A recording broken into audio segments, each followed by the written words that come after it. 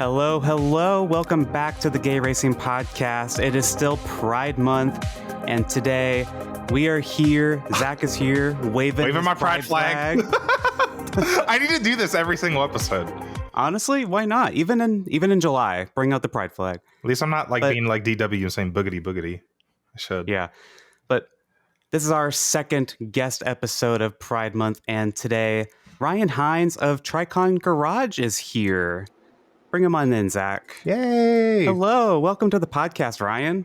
Hello, hello. Thanks for being here. Just give our audience a little intro of who you are and everything. Yeah, my name is Ryan Hines. I'm the Director of Communications and Brand at TRICON Garage. I've been in the sport now for, I think this is my 8th season, so it's been a little while now. Kind of been all over the place. Started my career at Hendrick, and then I was at Stewart Haas for a couple of years, and now I'm over at TRICON on the Truck Series schedule. So stay pretty busy with that, and excited to be here tonight to check in with you guys and be on the podcast. I wanted to ask, how did you get your start in this career? Because that's a question Alex kind of talks about a lot in terms of how do you actually get your foot into the door when you want to work in NASCAR? How did that go for you? So I was pretty fortunate in that I grew up in racing. So my cousin runs on-wing sprint cars with Zack, and I would travel around with him. And Eldora was 30 minutes down the road from my house growing up. And when I was 15, they had a job posting, and I reached out to them. I was like, hey, I know I'm 15, but if you're willing to take a chance on me and let me do it, I'm like, I'll be at every race. And so I was hired there when I was 15, and I actually, through my job there, I met a guy named Joe Crowley, who is currently the PR rep for Ty Gibbs at JGR.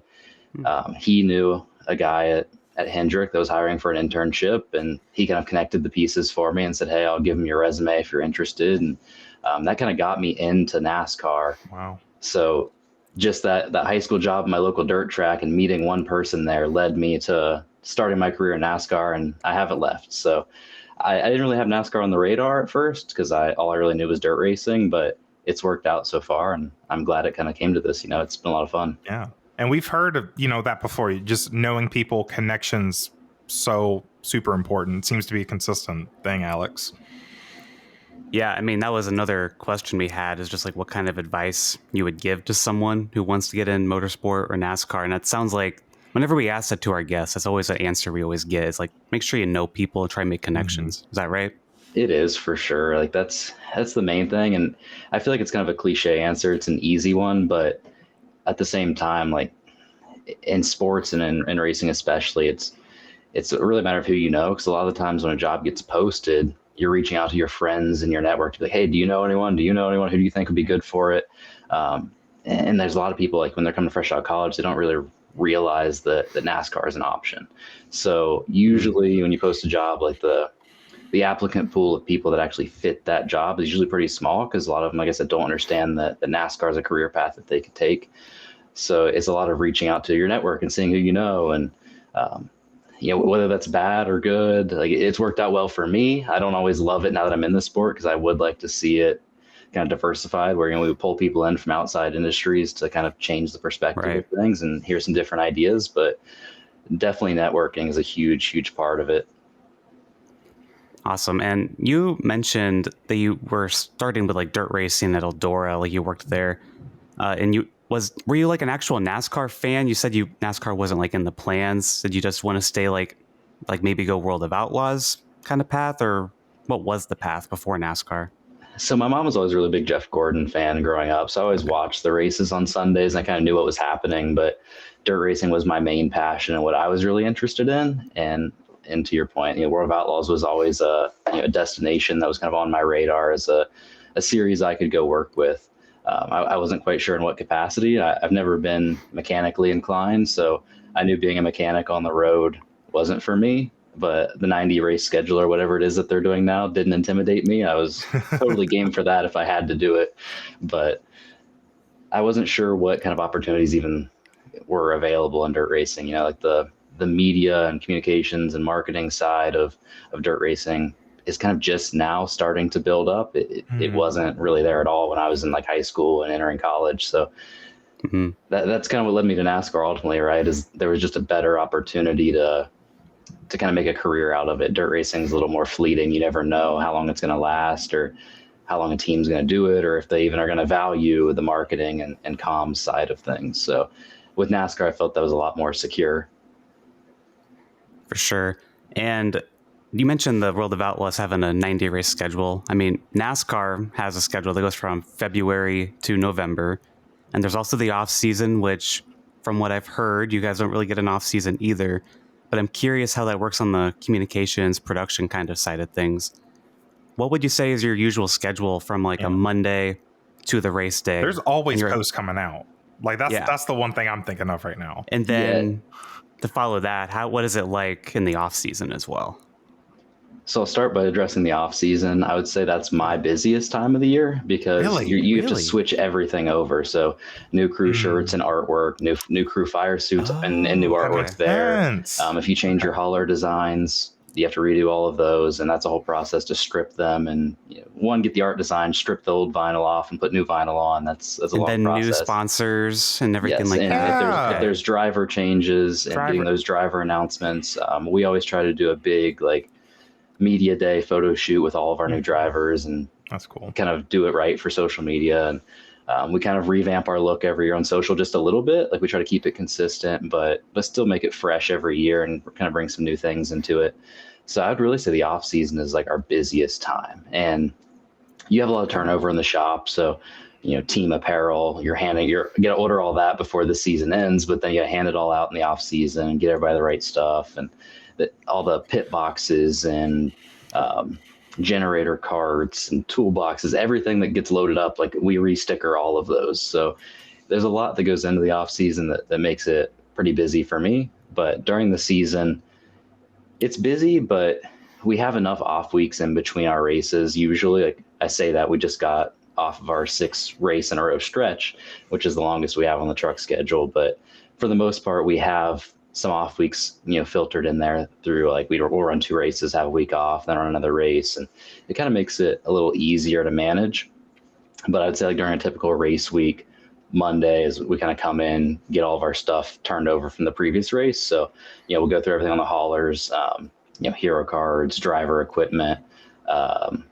I'm trying to think. We always change out our the scanners that we have to give to our partners that are sitting on the pit box. We pull those out every week, organize them, put new batteries in them, all that organizational type stuff that you probably don't really think about, but we have to do every week. Monday's kind of our day to go through all of those items and kind of get the last race put behind us, and then kind of start focusing on the next race. And Tuesday is usually more of getting my driver schedules ready for that week, making sure that Toyota, if they have any obligations that week, I'm making sure we get our time dialed in, get it on the driver's schedule, making sure they have everything they need for that upcoming race.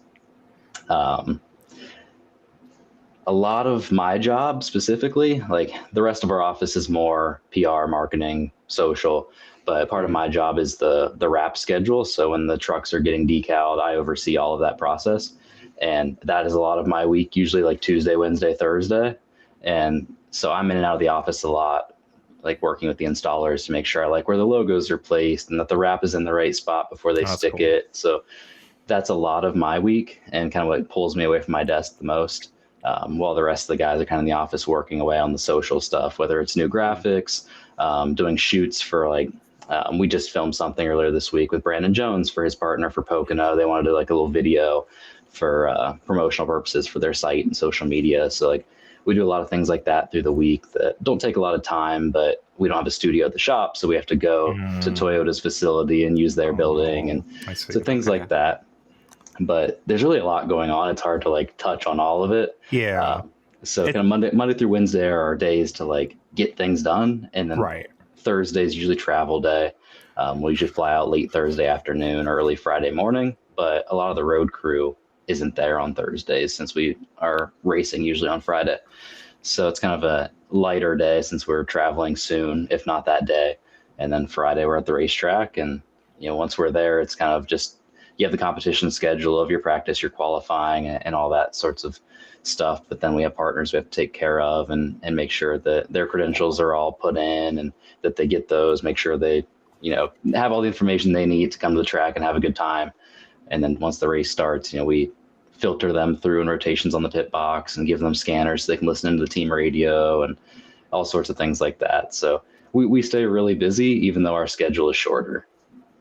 What I'm hearing too is like, I think during the actual racing season, I guess there's at least a routine set in place. Yes, like I feel like that would be a lot easier for me. Whereas in the off season, quote unquote, you could be working on something different week to week, and that could just be more of a challenge as well. Yes. Once you're in the season, it's like every week it's not the same thing, but it's kind of a general routine of like, all right, this week I have to do all these things, make sure I'm good to go.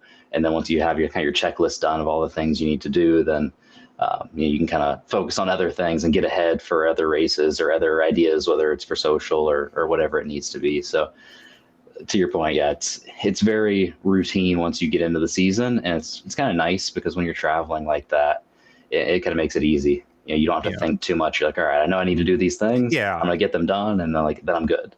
Yeah, because my job has like a kind of a season and an off season too, so I kind of like relate to that as well. I can imagine just having that routine back.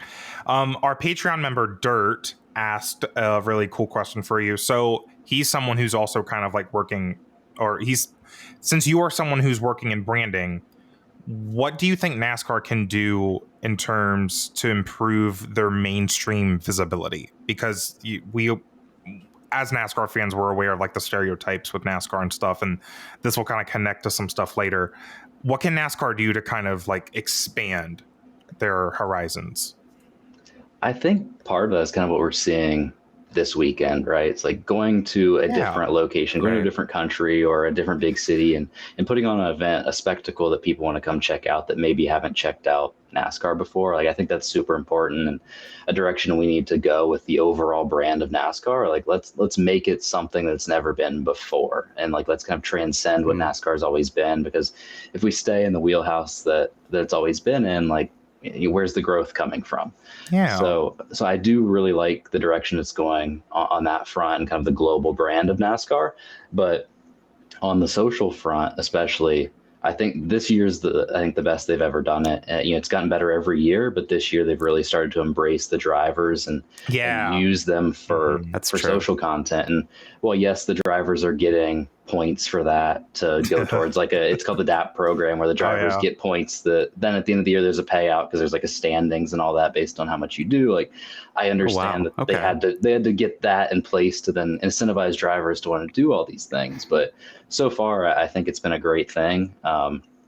You've seen a lot more personality out of the drivers, a lot more willingness to be on the social channels and doing these kind of crazy videos or ideas that the social team has. And I like that because I draw a lot of my inspiration from like college sports. Like, I'm a huge Ohio State football fan. I went to school there, so for obvious reasons, I'm a diehard.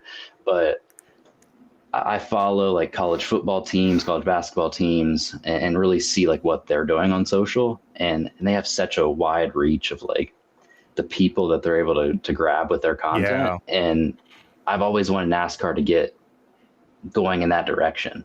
And we're finally starting to get there where like the drivers can buy in and want to do things with the social team to kind of benefit the sport as a whole. And that's just on the NASCAR side. I'd like to see teams do a little bit better job of it. I think there's a couple Cup Series teams that have really bought in, but there's still the vast majority haven't really put a lot of effort into it or haven't gone to get the proper social teams or put the right budget towards it to make it be what it should be. Like, candidly, there's no reason a Truck Series team like TRICON should be doing better things than a Cup Series team, right? Like, it shouldn't be. Our budget is nothing, and theirs is astronomical. Wow. So that's what I was just gonna say too. Like, TRICON's social media, in my opinion, is one of the best in all of NASCAR. Yeah. Like, just the aesthetics of it all. You guys get all the drivers involved in videos. Look at this graphic Zack just pulled up here. I can zoom it in more, but like, this is from North Wilkesboro. Like, this is awesome. Yeah, and you get stuff like this. Like, this is like every week for you guys. Like, you just have these really cool like pre-race graphics. It's one of my favorite things to see on Twitter. I believe I follow y'all's artists. I forgot who their name is. Hayden. Yep. And it's just so cool. And this is a Truck Series team. I think most people, again, don't expect this out of a Truck Series team. Some Cup Series teams aren't even doing stuff like this. And I'm really excited, like Alex, to talk about what TRICON is doing in terms of the stuff. Yeah. Well, first of all, thank you for the kind words on that. We take a lot of pride in it. We put a lot of effort into it, and just to hear people like it and actually see it for like on the truck side, it's easy to kind of get lost in the shuffle because we don't have as many followers as the Cup Series or even a lot of the Xfinity teams do. So the fact that people are seeing it and enjoying it is awesome. It makes us happy, and I think I can speak for the whole team in saying thank you because we try to be humble with it, right? Like we respect a lot of the other creatives in the industry. And so when people gas us up and tell us they love it, like that's what keeps us going. And it's a passion project for all of us in the office for sure. Because you don't have to prioritize it too. The team does not have to prioritize that like other teams with, again, money. You don't have unlimited money. Yeah. But as someone who's an artist, like an artist can appreciate an artist, I guess, just in terms of that. Yeah, we're very fortunate in that, like, our boss, Kevin, who's the GM of the race team and a part owner of the team, he sees the value in it and he trusts us to kind of carry out our vision for what the team should look like and how we want things to be. So we're very fortunate there. I don't want to kind of dismiss how important that is and what we're able to do. But honestly, I never thought that when I first started at DGR, which is now TRICON, obviously, I never thought when I first started that we would grow into a team of 4 in our office. And this year we added John Palmieri from NASCAR, and he's our 4th member. So we keep growing and trying to add more to it every year and kind of invest in our team and kind of what we're trying to build. So we've come a really long way. And, I'd be remiss if I didn't mention, like, it's been a process, like we try to get a little bit bigger, a little bit better every year. And, we're finally at a team of 4, which I don't know how much more room we have for anyone else. Our office is pretty maxed out, but I'd love to keep growing. How big is that compared to like the Cup teams, if you know? I don't know offhand how many like Hendrick is at now. I know they've done a lot of investment in their creative team in the last year or two. When I was at Hendrick as an intern in 2018, I think there was 3 or 4 of us. I was like the intern, and then there's 2 full-timers, and like we had like another intern who kind of helped out a little bit. Okay. And it's really grown since then. I know like they have like a creative director. There's just a guy who does just photo. There's a couple social admins. Like they have at least one designer I know of, and Justin Nicely, who's kind of responsible for a lot of their overall look and feel on the graphics front. They just hired another videographer I saw, who's really, really good. So I think their team at this point is probably up to 7, 8, maybe 10. But it's kind of incredible how much they've invested in it even since I left after 2018. So I know they're one of the bigger teams now. I'm trying to think of who else. I'm not sure on the Penske front. I don't really know who's over there at the moment. I know 2311 has kind of one person who's mainly over content, and they have a couple other people who help out and manage like the social and posting and things like that. So they're all on like the leaner side, trying to build. Trackhouse has a pretty decent sized team. I think they have, I know of at least like 3 designers that are over there that I've come across on social. I'm like, oh, he's over there now. So I know they have like 2 or 3 people that are like, I know Jason Schultz is kind of the admin of their social, and he has a couple people that are also helping him. There's a couple teams that have bigger groups, but I feel like they're trending more towards the 7, 8 people. And we're at 4, which I say was pretty large for the truck series, other than maybe Spire. I know Spire had, until Bolts left, they had like 4 or 5 people on like just on like their social digital side. So they're kind of on the bigger side of the truck series, but they also have a Cup arm to their team. So it's understandable. Yeah. Right. And I want to go back to something you said about your off season. You're always setting up all the new sponsors and everything like that. And we had a couple questions here from our Patreon members. This one's from Chris. He said the truck series always seems like the most blue collar series in NASCAR. But what is it like working with brands such as Coach compared to some of the other brands traditionally seen in the garage?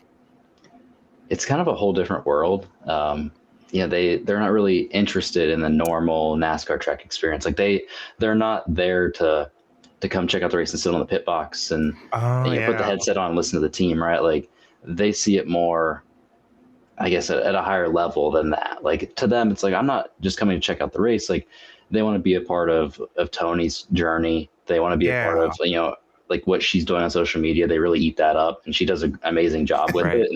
And we can't take credit for that on the TRICON front. We support her as much as we can and help out wherever she asks. But for the most part, that's her and her manager, Alvina. They do a really good job at kind of keeping her social really relevant and putting her in the spotlight of things that, you know, most NASCAR drivers aren't in. So when those brands kind of come in, you know, they're coming in because they've encountered Tony outside of NASCAR. And then she happens to be a NASCAR driver, and they're like, okay, well, how can we be a part of that? That's interesting. So that's kind of where it comes together. Like at first, they're not really reaching out because they want to be on a NASCAR truck. But once they start to get to know Tony and see what she's doing, they're like, okay, well, how can we be on that truck and be a part of it and support you? And then a lot of those conversations, that there's a lot of legal elements that have to go through those large brands like that, which is kind of a different world than what I'm used to, because a lot of those companies, when they want to be a part of racing, like their legal team doesn't really get that involved, right? When you deal with like a coach or say like a cover girl or, you know, whatever kind of luxury brand like that, they always are like, we gotta check with our legal team, and there's a lot more like layers you have to get through, even just for like the paint scheme design and what they want there. So it's very different than what I'm used to on the sponsor side. You know, like we have Safe Flight, who's doing a lot more traditional NASCAR activation experience, where they're bringing employees and important guests of their company out to like every single race. They bring at least 12 people out to. If they have a bigger hospitality area, we've seen as many as like 130 people come out to a race. So they're doing it like the traditional way of, let's activate by like rewarding our customers and our employees at a race day experience and being a part of the race team. But on the like the coach and the, you know, 818 side, it's more about like, it's a lot more influencer type feel to it. You know, like they want to go onto the track, bring some of their other influencers that they work with, and then kind of shoot content around it, which kind of helps their overall content mission on their front. So it's a little bit different. Sport. That's a big deal for the sport, I feel. Yes, you're reaching eyeballs that like would otherwise be like, what is this? Never even consider NASCAR. That is such a huge deal that I don't think enough people give credit to. Yeah, it's been really cool so far. Like Tony has opened our eyes to like a whole new world of sponsors, and it's been a lot of fun so far. It keeps us on our toes. There's always like new things we have to tackle with these sponsors, so it's a lot of fun. That's awesome.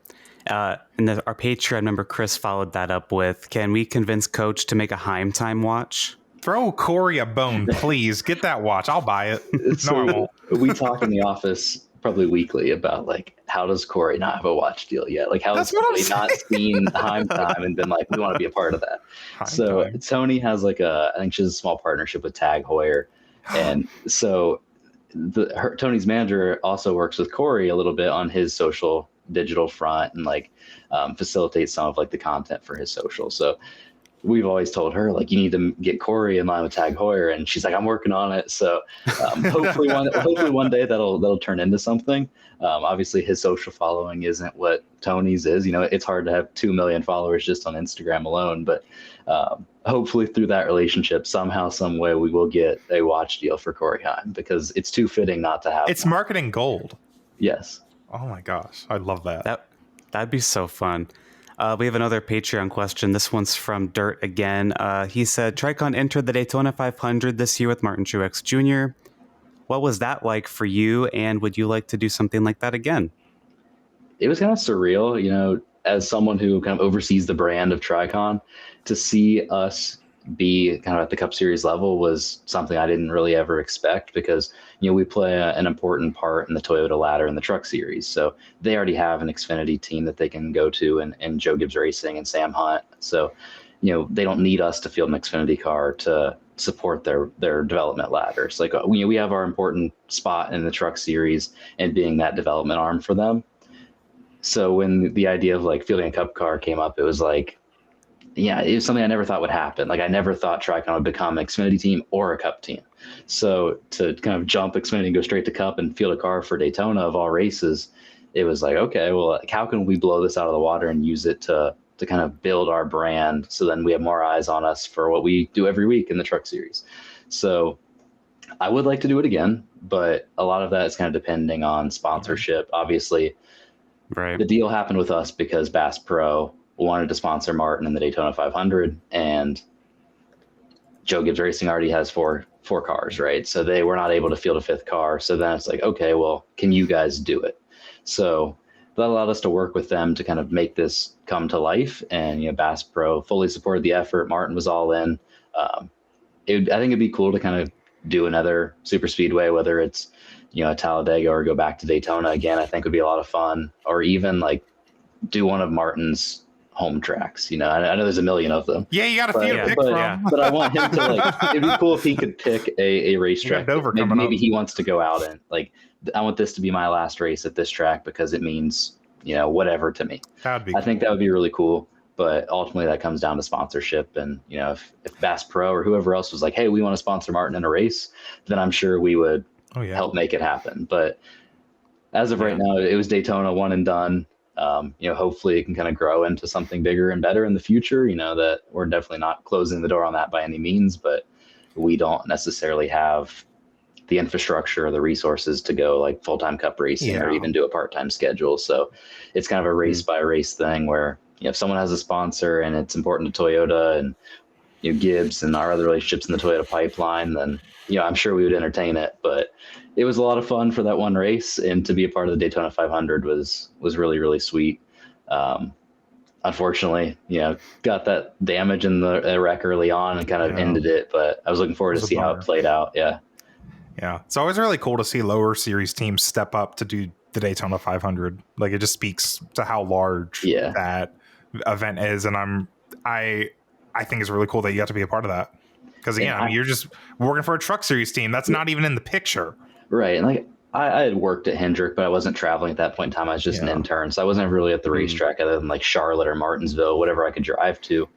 And then I spent 2 years at Stewart-Haas and was working the Xfinity Series schedule and stayed over for a handful of Cup races. So I had been in the Cup Series, at least loosely, with Stewart-Haas when I was there. My priority was Xfinity, and that was, what I spent most of my time doing. But this was kind of crazy because I had been out of the Cup garage for a handful of years. And so you finally are back in it at the Daytona 500, and you have to take part in the, the duels and qualifying and all these things to try to lock yourself into the race. And it kind of gives you butterflies again, it was a whole, it was a feeling that came back from years ago when I was at Stewart-Haas. And even then I didn't really feel as attached to it, right? Because it wasn't my Xfinity obligation. It was kind of these guys also work in the same shop as us, and it's like our Cup arm. Like, I didn't necessarily feel like super attached to it. Like, I still wanted them to do well. I still paid attention to it. Was still working for Stewart-Haas as a whole, but I wasn't directly related to the Cup side of the company. So I wasn't as emotionally invested, if you will. Like, it means a little more when you're directly tied to it. So to have a TRICON logo on a Cup car in the Daytona 500 was a really cool feeling for sure. No, I love seeing that. And I actually had a follow-up question that just thought of while you were talking about this. I remember, because you handle all the PR stuff, you're overseeing the PR stuff as well. But when this was starting to get rumored and reported by journalists, how do you kind of handle that when news starts to come out beforehand? It's a big hot topic with everything recently, like the Dodge thing, with the trucks. So in NASCAR, it is very, very hard to keep anything under wraps, right? One team guy at your team finds out who has friends at every other team in the garage, and then they tell their friends. Everybody trusts their friends for the most part, right? But they also have people they trust. So then word's still going to spread no matter what.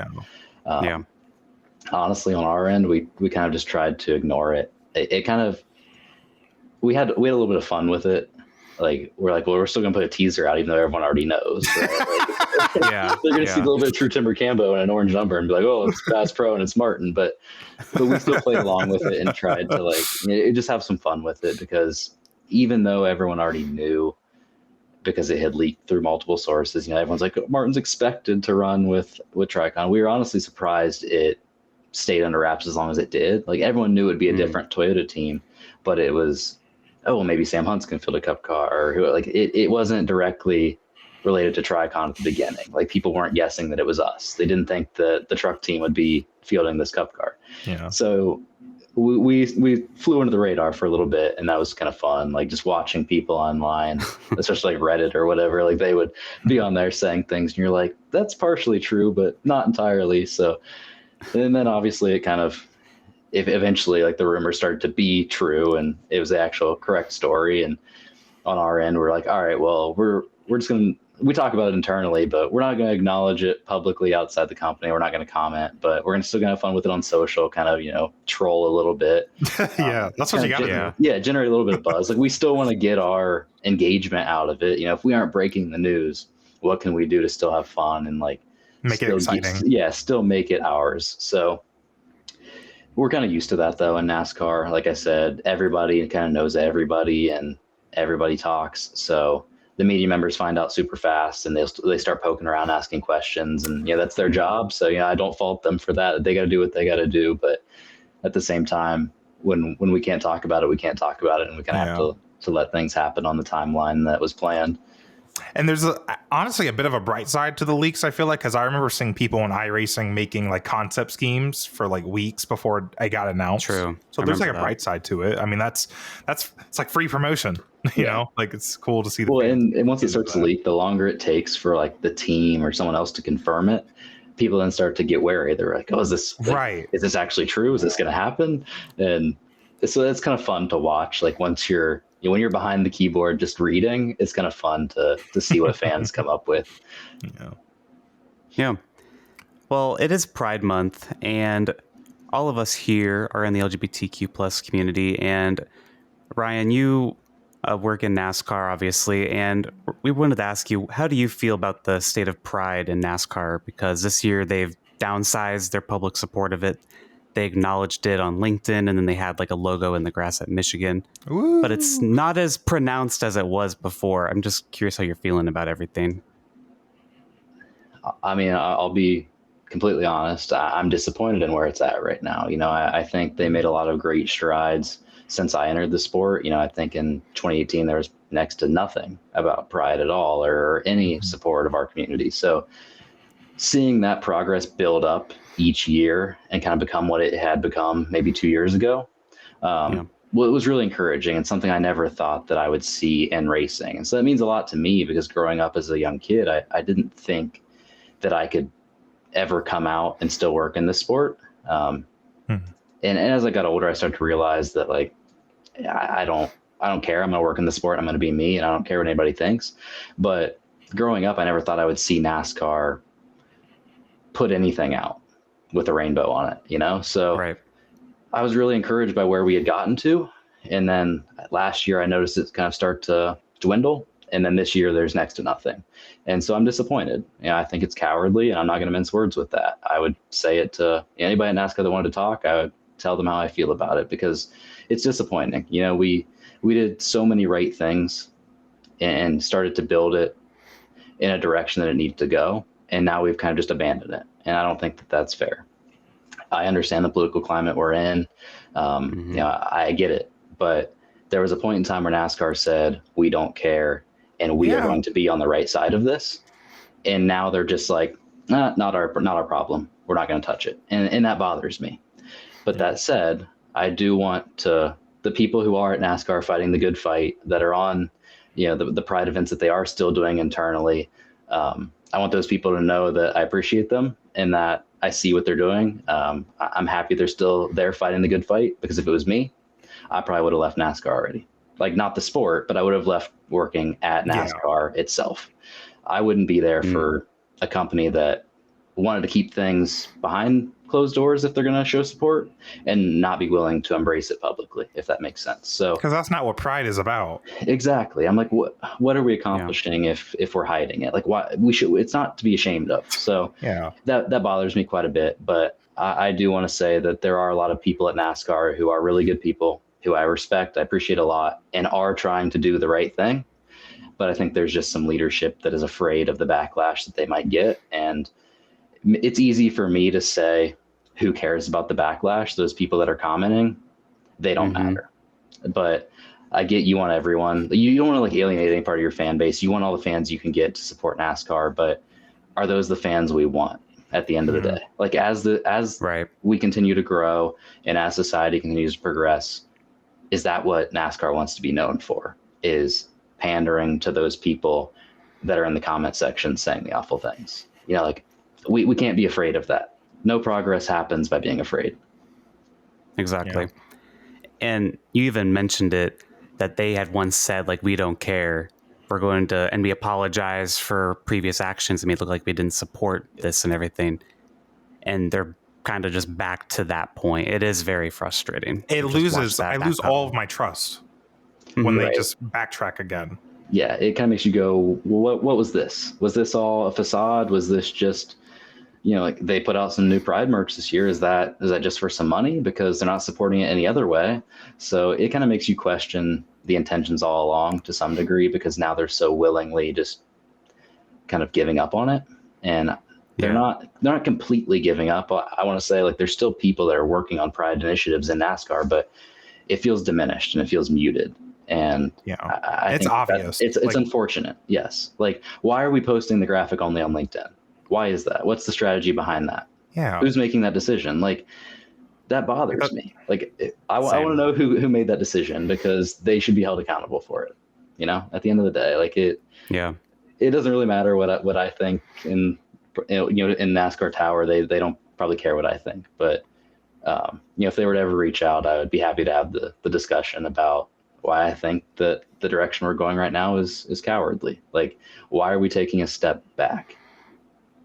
Yeah, for sure. And I appreciate you being like honest about that, because I don't know, Alex, I just feel like, we've seen stuff on social media from like the community that's been disappointed about it, but I just haven't seen anybody really in the industry talk about it publicly, which again, they have a choice to make. They can either just stay quiet and just kind of flow with what's happening in the current climate, or they can stand up and say something. And I appreciate you saying something.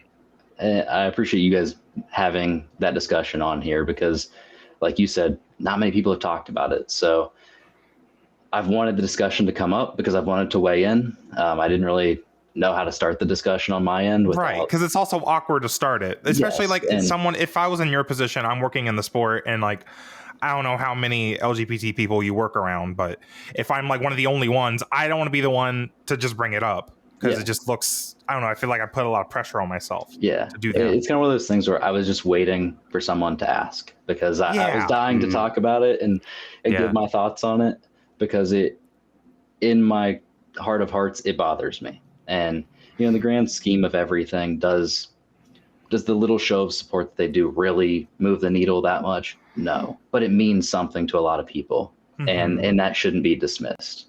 So it's been disappointing. And like you mentioned, there's not a lot of LGBTQ people in NASCAR. So the ones of us who are, it means a lot to us that the series and the sanctioning body has our backs. So when they kind of turn their back away from you, it feels crappy, So, and I want to see NASCAR become an environment where other LGBT people want to be in the sport. Like, I want young kids who happen to be gay to think like, I can be gay and I can also work in NASCAR, I'm not going to be turned away because of it. That's what right now. I don't think we're there even to this point. Like, there's a handful of us that are working in the sport, but there's still a lot of people that are like, man, I don't know if I can ever come out. And like that hurts me, that sucks. Same. No one should have to. Yes, like no one should be afraid at this point. Yeah, because I feel like it's less for us adults, and it's more for those 15-year-old closeted people that want to do something in NASCAR. It's more for them, honestly. And what you said, Ryan, is just like be in an environment where people feel welcome. That's a big part of why Zach and I do this podcast. And I've said this a lot now in this month. Like, we get messages all the time. Like, I didn't know other gay people watch NASCAR or anything like that. It's just all about having a community. It's like, hey, you're not alone here, and knowing that there's more of you and not just you're all alone. Yeah. And when you're in the sport and you kind of start to have conversations with people, like once you're out, you start to kind of hear from more people, right? So when I came out, I started to hear from a lot of people in the industry who, some of them aren't even out to this day, and they're honest with you, like, I don't know if I could ever do it. And wow, that kind of drives you to keep making the sport better, so that the way those people hopefully one day find themselves in a place to where they're not afraid anymore, and that they can come out and not be afraid that it's going to change their job. So it's unfortunate. I hate that NASCAR has that kind of perception to it, but early on when I left high school and I went to college, I told myself, because I grew up in the smallest town probably in the state of Ohio, not literally, but pretty close, like 1,000 people in the town. My high school class was 42 people or 44. So it was super small. Like, I think the only gay person I knew at that point in time at my high school. So when I left that town, I was like, I'm going to bigger, better things, and I'm never going to hide who I am again. So, I went to Ohio State with 60 some thousand people on campus, and I was like, this is who I am. And I said it from day one to every person I became friends with. Like, they're going to know I'm not going to hide this and tell them that I'm straight or talking to girls or anything like that. I'm going to be me from the jump. And so then when I left college and came into the workforce, I wanted that same mentality. I wasn't ready to go back. So, at Hendrick, I was kind of honest from day one with all the people who I worked around. And while that didn't lead to anything, publicly in the sport where people really knew me, because I was just an intern at that point in time, but then I got to Stuart Haas, and, I happened to do a podcast with Nate Ryan at NBC. And that kind of made me a little bit more of a public figure.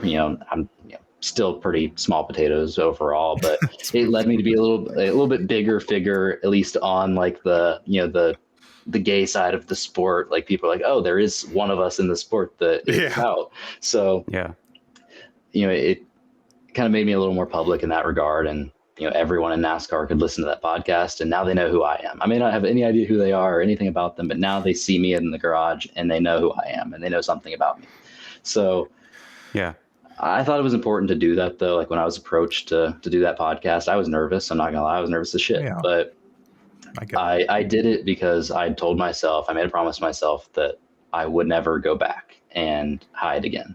So it was an opportunity to be, a source of visibility for our community in the sport. I'm like, the only way we start to change the thoughts of some of the people on especially the competition side of the sport, like, that's where you see a lot of the people who just don't quite get it.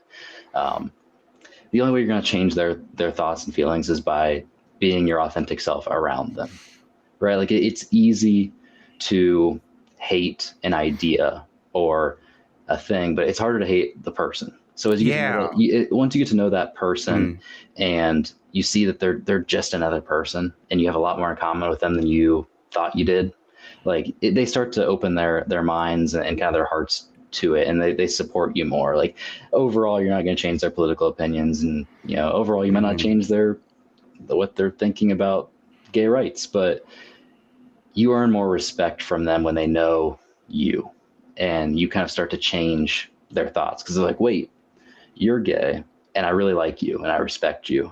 And it kind of helps, it builds like the progress naturally, for lack of better words. Like, it sounds dumb, but like, just them knowing you and knowing who you are kind of gets the wheels turning in their head to where they're like, all right, like, I never really understood gay people, but now I know someone who is, and I really like that guy, and I respect him, and I want him to have rights. I want him to, I like him, I like his husband, and they're great people, and I don't want to see them treated like shit. Like, it sounds awful, but it's humanizing it. Yes, exactly. That's the word I'm trying to get to.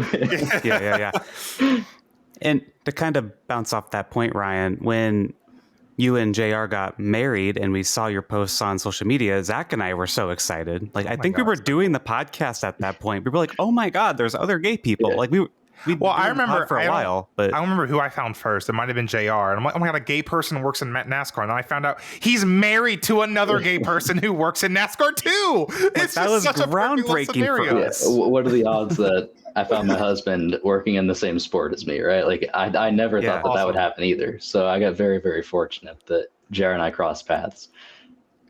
And we had JR on the podcast last year for Pride Month, and we asked him a similar question here.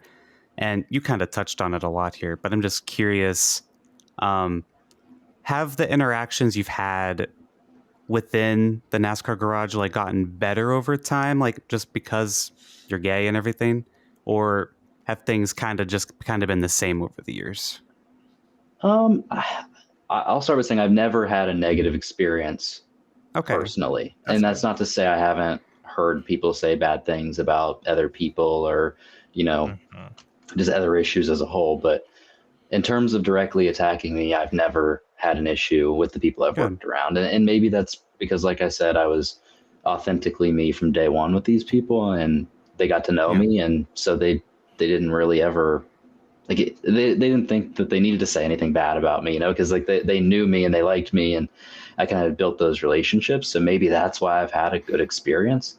But I will say, like, overall, regardless, the vast majority of the sport is, strongly conservative, and you're never going to change that, at least quickly. So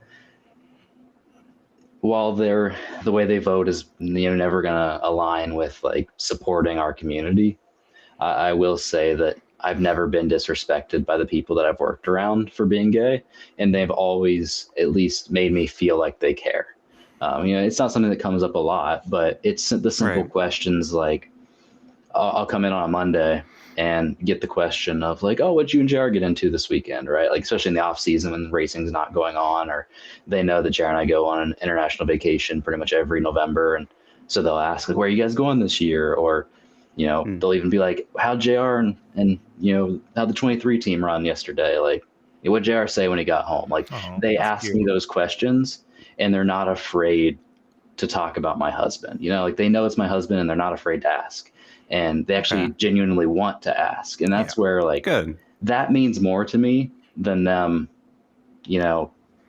wanting to talk about like gay rights or anything like that. Like, I don't need those conversations with them necessarily unless it came up naturally, but it's the harmless side conversations that show that they care and that they're willing to ask, because they wouldn't ask about how you and your husband are doing if it disgusted them, right? Like, clearly there's something in there that, like, they respect you and they're okay with it. So I see that hope in there, where like a lot of the guys I work around, and that's been at all the teams I've been at, at Stuart Haas, people were super great and would ask about us, or even just, be overall like nice to me in general. Like, I never felt like they didn't like me or looked at me differently, or at least I never noticed any, looks that I would be like, oh, why are you looking at me like that for?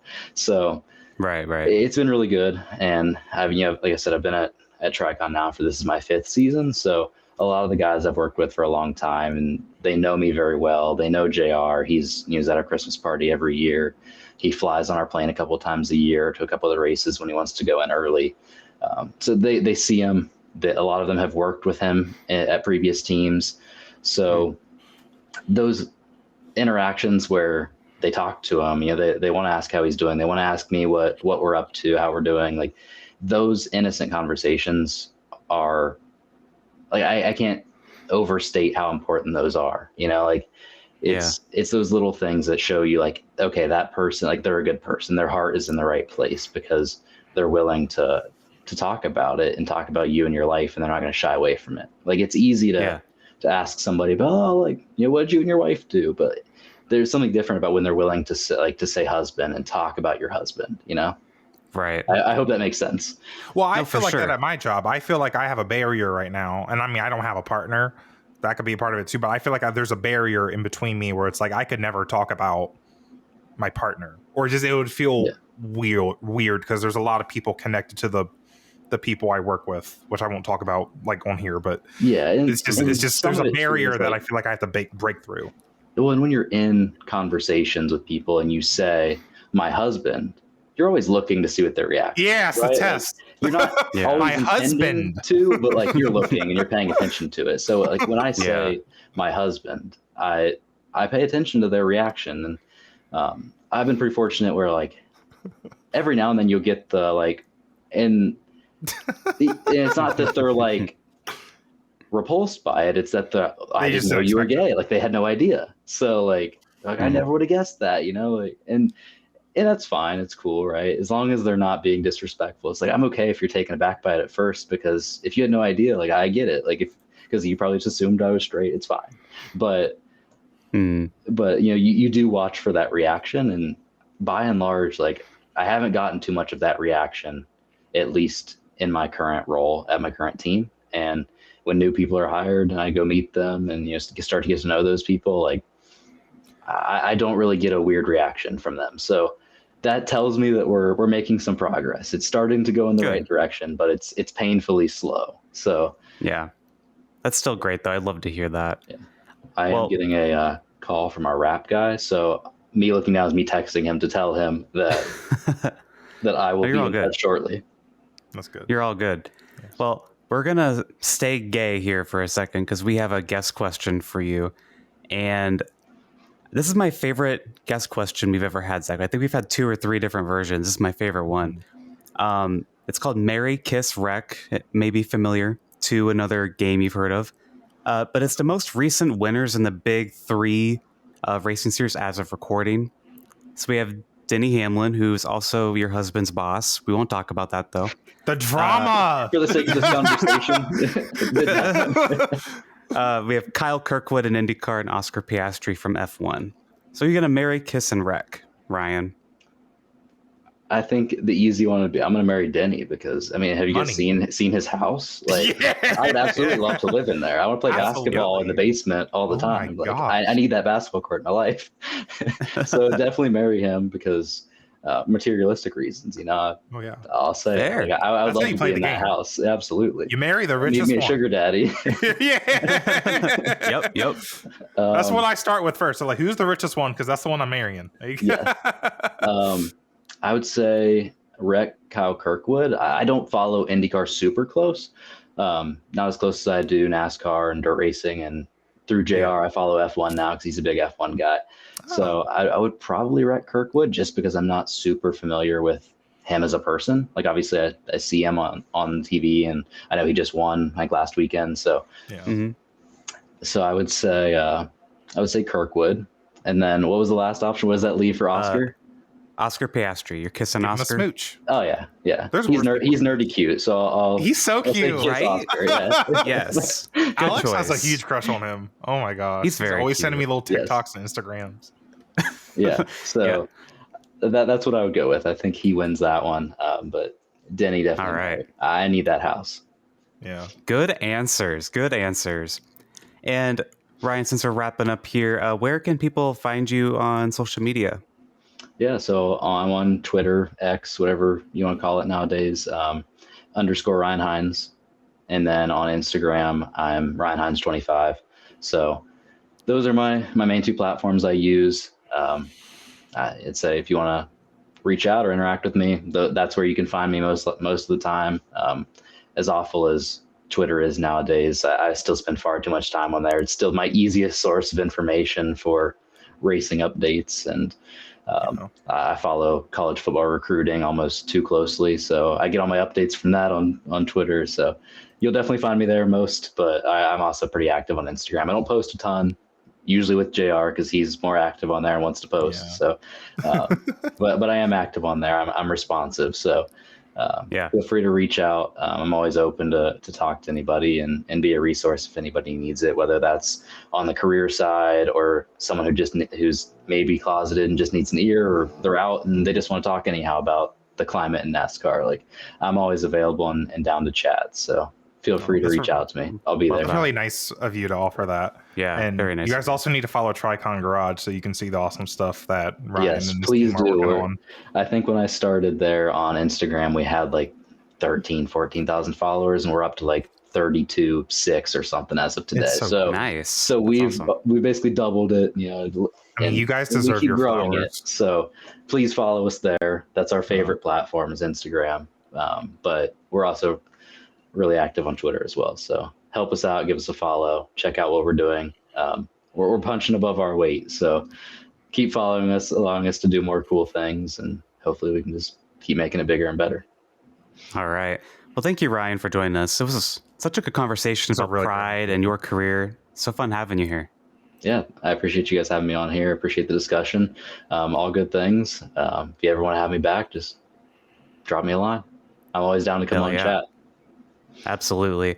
Well, we're going to wrap up this episode here. We have a kind comment from one of our Patreon members, Phil. He said, "Keep up the great work, guys. We appreciate you. This old queer dude is happy to be along for the ride." Thank you, Phil. That warms my heart. Yeah. And we have a Patreon. We have some questions throughout the episode. You can do that for just $2 a month at patreon.com/gayracingpod. And if you do $5 a month, you get this episode early. I believe it's going to be about half a week, Zach. They're going to get this episode early. and all of our other Pride Month episodes. Thank you to our Patreon subscribers for doing so. Consider giving us 5 stars on Spotify and Apple Podcasts, and consider liking and subscribing on YouTube. And follow us on social media at Gay Racing Pod on Blue Sky, TikTok, Instagram, and Twitter. And follow Zach and I on Blue Sky and Twitter at New Gaiden and Dreamy Zach Racing. Yep. Thank you so much, everyone, for listening. Thank you, Ryan, for joining us today. We will see you guys next time here on the Gay Racing Podcast. Bye-bye. Bye. See ya.